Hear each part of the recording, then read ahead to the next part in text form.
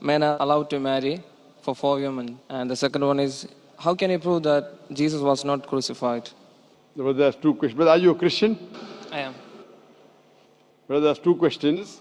That why does Islam permit a man to have up to 4 wives? Why does Islam permit a man to have more than one wife? And second question, how can you prove that Jesus Christ, peace be upon him, was not crucified? That Quran is the only religious book on the face of the earth which says marry only one. You read the Bible, you read the Ramayana, you read the Mahabharata, you read the Veda. No religious book on the face of the earth says marry only one besides the Quran. If you read Ramayana, the Hindu scriptures, the father of Sri Ram, he had more than one wife. If you read Mahabharata, Sri Krishna, how many wives he had? 4, 10, 1,000, 10,000. He had 16,108 wives. So if Sri Krishna can have 16,108 wives, so why can't Muslims have maximum up to 4? If you read the Old Testament, it says that Solomon, peace be upon him, had 700 wives. Abraham, peace be upon him, had 3 wives. So Old Testament tells you can marry as many wives as you want. Same as the New Testament says that you should follow Old Testament. So in Hinduism, in Christianity, in Judaism, you can marry as many as you want. It is later on that the church put a restriction that Christians should marry only one. It is later on Rabbi Benjamin Yehuda passed a synod and say that Jews should marry only one. Otherwise, previously, they used to marry as many as they wished. It is the Indian penal code in India in 1954 that put a restriction and said under the Hindu Special Marriage Act, the Hindus should marry only one. But the scriptures put no restrictions. Let's analyze what does the Quran say. Quran says in Surah Nisa chapter 4 verse number 3, marry women of your choice in 2s, 3s or 4s, but if you can't do justice, marry only one. This statement, if you can't do justice, marry only one, is only given in the Quran and no other religious scriptures. Let us analyze why does Quran give permission for the Muslim men to marry more than one woman, maximum 4. The reason is that by nature, male and female are born in equal proportion. But if you ask any pediatrician, he will tell you, the doctor of the children, that the female child is stronger than the male child in fighting germs and diseases. So you have more deaths among the male children as compared to female children. So in pediatric age itself, the females are more than the males. As life goes on, there is death due to wars, due to alcoholism, due to drug addiction, due to accident. In all these cases, more men are dying as compared to females. So today in the world, there are more females as compared to males. In few countries, like India and China, the female population is less than the male population because of female feticide and female infanticide. In India, according to a BBC report, every day more than 1,000 fetuses are being aborted after they are identified as females. If you multiply this figure by 365, you get a total of more than 1 million fetuses are being aborted every year in India after they are identified that they are females. According to the Tamil Nadu government hospital report, out of 10 females born alive, 4 are put to death. If you stop this evil practice of female feticide and female infanticide in India, even in India, the female population will become more than the male population. Even in China, if you stop this evil practice, the female population will become more than the male population. Today, if you analyze, in USA alone, there are 4.7 million females more than males. In UK alone, there are 1.2 million females more than males. In Germany alone, there are 1.6 million females more than males. In Russia alone, there are 10.6 million females more than males.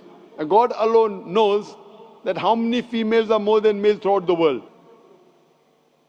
If I agree with you that one man should only marry one woman, and suppose your sister happens to live in America, or suppose my sister happens to live in USA, and the market is saturated, every man has found a wife for himself, yet there will be 4.7 million females who will not find life partner. And if your sister happens to be one of them, or if my sister happens to be one of the 4.7 million females who have not found a life partner for themselves, the only option for them is that she either marries a man who already has a wife or becomes public property. Public property, such a harsh word. It is the most sophisticated word I can use. I cannot use a better word.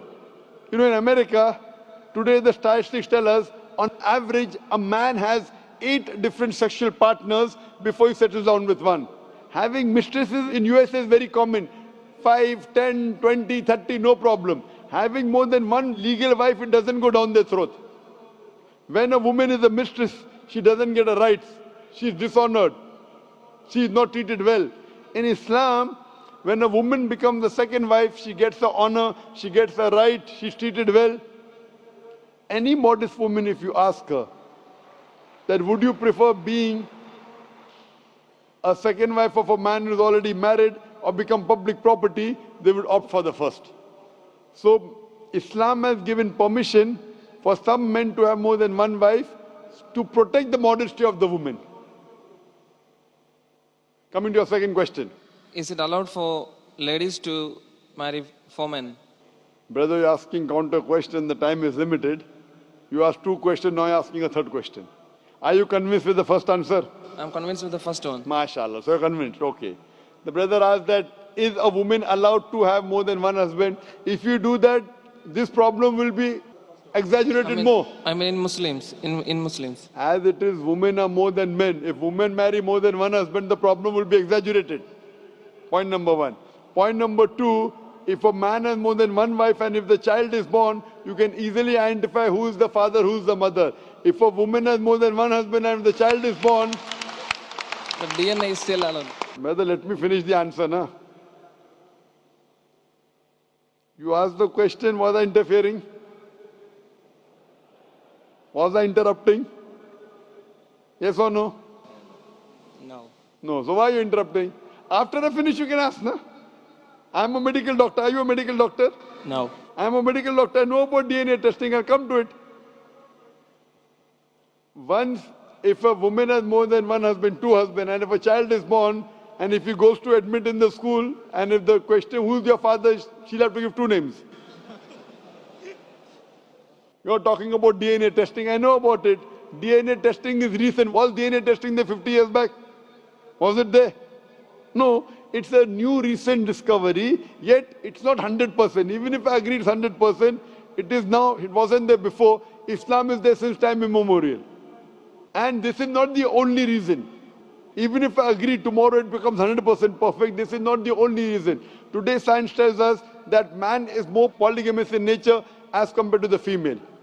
Today science tells us that during menstrual cycle, the female undergoes certain psychological changes. It's not possible for her to do the role of multiple wives. But a man doesn't undergo these changes, it's possible for him to do a role of multiple husbands. Today science tells us that if a man has multiple sexual partners and all are faithful, there is no problem. But if a female has multiple sexual partners and all are faithful, there are chances of sexually transmitted diseases to emerge. And that disease will go back to the male partner. So medically, it is not acceptable that a female has multiple partners, but medically and scientifically, it's acceptable that a male can have multiple partners.